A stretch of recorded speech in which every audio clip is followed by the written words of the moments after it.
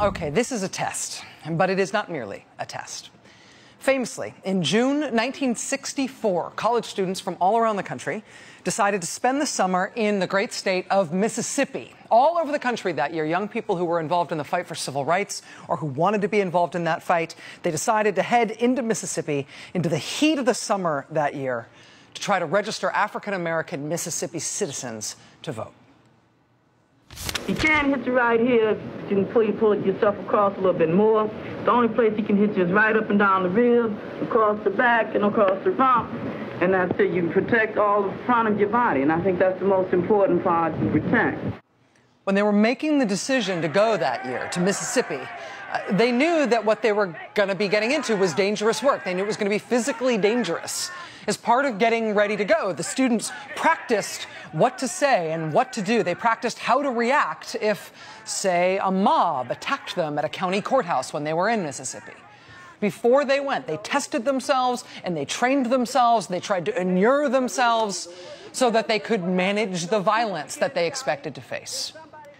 When they finished their training, they piled their suitcases into their cars, and they drove across country to Mississippi for Freedom Summer 1964. These are images of some of the first volunteers to arrive in Mississippi. They were welcomed in the state with a glass of milk. They were also welcomed in the state with this news that was just beginning to break about 3 of their fellow volunteers. There is some mystery and some fear concerning 3 of the civil rights workers, 2 whites from New York City and a Negro from Mississippi. Police say they arrested the 3 men for speeding yesterday, but released them after they posted bond. They have not been heard from since. They have not been heard from since. They would never be heard from again. Those 3 young volunteers, 3 young men, were killed 50 years ago this week. They were killed 50 years ago Saturday. Those 3 men, of course, are very famous now in American civil rights and American history. Their names are James Chaney, he was the one from Mississippi, and Andrew Goodman and Michael Schwerner. If you've ever heard of the old Mississippi Burning movie, that movie is the story of what happened to these 3 young men. And I will warn you that some of the pictures from the time here are a little graphic. What happened in their case is that these 3 young men, these 3 young volunteers, they had gone to investigate a church burning near the eastern Mississippi town of Philadelphia. But their car got a flat tire and they had to stop. And the sheriff in Philadelphia, Mississippi, then arrested them, took them into custody on the allegation of speeding. And because they were taken into custody, that meant that everybody in town knew who they were and where they were and when they were there. And that, of course, meant that everybody in town knew how to find them. When the sheriff released those 3 men from the jail that night, they knew enough to be afraid. And they raced for the safety of their home base, which was about 45 miles away in the town of Meridian, Mississippi. They didn't make it those 45 miles to Meridian. Instead, they just disappeared for weeks. No sign of them. Investigators ultimately found their bodies 6 weeks later, buried in an earthen dam at a place called the Old Jolly Farm, just outside Philadelphia, the town where they'd been pulled over. Goodman and Schwerner, the 2 white men of the 3, they were both shot in the chest. But Mr. Chaney, the black man from Mississippi, they shot him in the head. Not long before she died, the late Maya Angelou wrote a foreword to a book about the murders of these 3. She said the camaraderie of those 3 young men in death changed the way that she saw the world. She said she had never expected, ever, that white people would die for the sake of black people. She said, quote, "Those 3 young men represent 300,000 young men and women who dared, who had the courage to go to the lion's den and to try to scrub the lion's teeth." The families of the 3 men stayed together during the long search for them and during the funerals that followed once their bodies were found.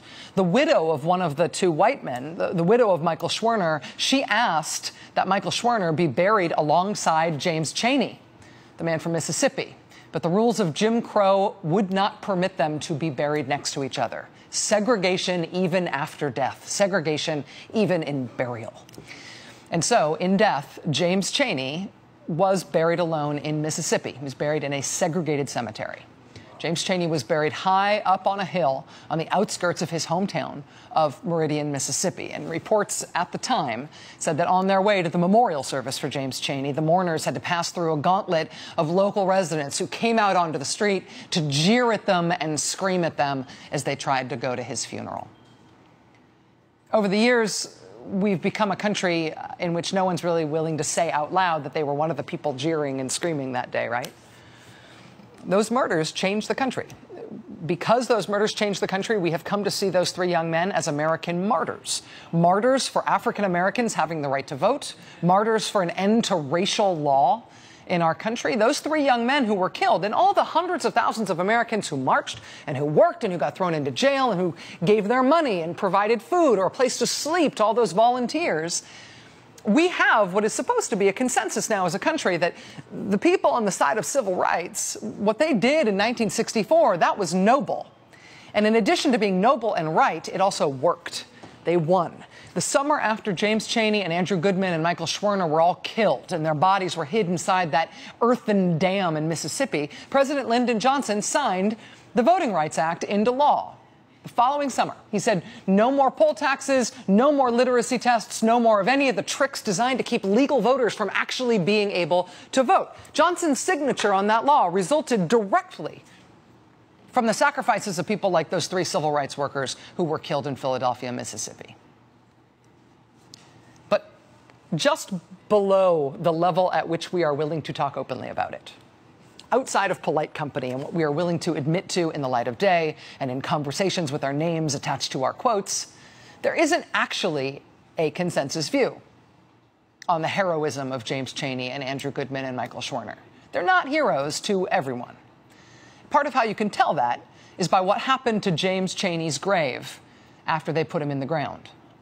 NBC Nightly News sent a reporter there to the gravesite in 1988 on the occasion of that movie coming out, Mississippi Burning. And this is what they found at James Chaney's grave in Mississippi in 1988. In reality, the headstone has been totally knocked off by vandals, thrown in a ditch nearby, and now totally disappeared. This granite block, crudely labeled 1964 James Chaney, is all that now remains. Ken Bodie, NBC News, Meridian, Mississippi. They did bury James Chaney with a proper headstone, but then vandals broke it off and threw it in a ditch. It almost defies believing, right, if you didn't see it for yourself. But that is what they found in 1988. And I should tell you that the situation did not stay like that. James Chaney's brother got him a new headstone the following year to replace the one that had been wrecked. Well, today, because it is 50 years this week since James Chaney was killed, we sent a producer for this show, Laura Conaway, to the cemetery where James Chaney is buried to see what has happened there now. A member of the Okeechobee Missionary Baptist Church, where James Chaney is buried in the cemetery, a woman named Ruby McFarland, she showed us the site today. Ruby McFarland was a college student herself the year Mr. Chaney and the other young men were killed in Mississippi. She also worked on voter registration and pickets at restaurants. She walked us across the churchyard today and past the many graves there to the one that you really cannot miss. And that one belongs to James Chaney, who had to be buried there alone. His picture was there. And what happened to it? Well, it was all cracked up, like somebody had damaged it. It was knocked over, and when they put this one, they installed this brace, so, you know, it couldn't be done as easily. What did it mean to you over the years to see people knock down the tombstone or knock out the picture? That there's just still evil, hatred, and, you know, that's something I feel like will continue, you know. We don't live in a perfect world. As the song goes, a change is going to come, and that change is coming slowly, but we do have people that are concerned, and they know that one human being is no better than the next. And that's how I felt about the workers that was with Chaney when, you know, they spent their summers to come to Mississippi to help register people and educate people on the importance of registration and what it means, you know. That's one of the highlights of our American Constitution, to register and to vote so that you can have a voice in what's going on. Do you remember when the Voting Rights Act passed? Yes, I do. Yes, I do. I think it gave the people more confidence, more security. Like I say, the people that had really been working hard could see some of the fruit of their hard work, really. For all that was done to James Chaney's grave over the years, the marker there is still standing now, only because his brother had it propped up with these heavy metal braces so people couldn't knock it down anymore. James Chaney's gravestone had to be physically bolstered with metal braces to prop it up against any attempt to knock it down. And it is standing today, proud in its scars and standing. Those braces have themselves become sort of their own symbol now of not giving in and not giving up. And in the face of that, and because the metal braces made it harder to do, at some point, we're told today that the repeated vandalism of the gravestone did stop. Ms. McFarland told us today that it's hard to tell exactly when people finally stopped trying to destroy his headstone over and over again. She says in the last few years, the cemetery has even now started to see visits from tour groups traveling out there in Meridian to honor James Chaney and to see where he's buried. Last summer, the United States Supreme Court struck down the part of the Voting Rights Act that allowed for extra scrutiny of states like Mississippi, the part that stopped states like Mississippi, who have a history of blocking their black citizens from voting. The Supreme Court blocked the part of the Voting Rights Act that made Mississippi and other states have to get federal permission before they changed their voting rules, so as to make sure that they didn't use those rules once again to hurt black people's voting rights. When the Supreme Court overturned that part of LBJ's Voting Rights Act this past summer, that same day, Mississippi, as well as Alabama and North Carolina and Texas, they all announced that very day that they would move ahead immediately with new restrictions on voting. Restrictions they'd wanted to institute before, but they had been blocked by the old voting rights law that banned changes that were too racist, too racially discriminatory in their impact. With that law out of the way, those states went ahead with those changes on the very first day that they could. And 50 years exactly since Goodman and Chaney and Schwerner died in Philadelphia, Mississippi, trying to overturn voting rules that discriminated against black Americans, today, this year, there are new restrictions on the way all around the country that we vote. A new report from the Brennan Center this week points out that the places where it's going to be harder to vote in this year's elections in 2014, those places follow a pretty distinct pattern. It's going to be harder to vote in this year's elections in places where black turnout is the highest in the country, and in places where Latino population growth is the strongest in the country. Look at this. Of the top 11 states for black voter turnout, 7 of them have new restrictions on voting going into effect for this year's elections. Of the 12 states with the largest Hispanic population growth in the country, 9 of those 12 states have passed laws that will make it harder to vote in this year's elections. And the state of Mississippi is on both of those lists. The changes that state government wanted in Mississippi, they were seen as too racist to be approved, while Mississippi was under federal oversight. But the second that federal oversight was lifted, Mississippi pushed ahead. Since that big Supreme Court ruling last summer, Republicans in Congress have talked occasionally about maybe some kind of legislative fix for the Voting Rights Act, some way to essentially bring the law back, strengthen the law again.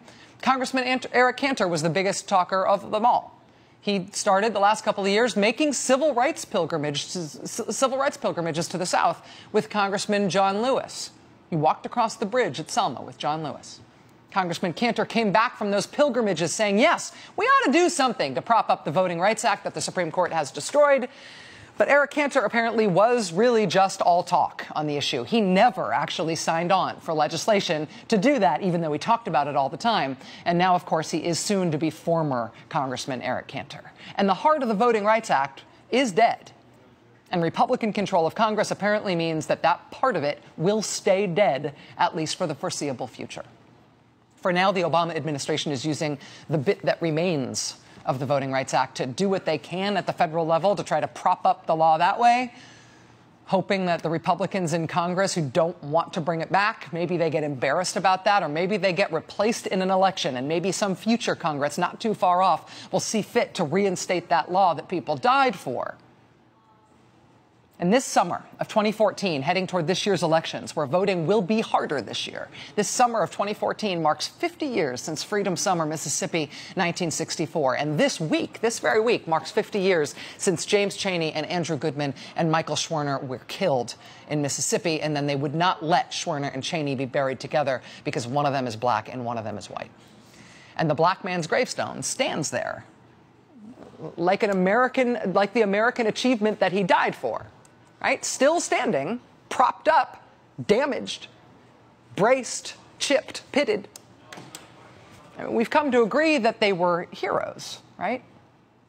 I mean, today, the day the Republicans replaced Eric Cantor, who made a big show of reenacting the marches at Selma and pledging to restore the Voting Rights Act, and then didn't. It was in his power, and he didn't. Today, when at least in public we agree that those young men 50 years gone are heroes, today, do we come to a new agreement about the voting rights that they died for? Do we have the will to do that? It is 50 years since Freedom Summer, 50 years since those young men died. Is this back on the agenda? This is a test, but it is not merely a test.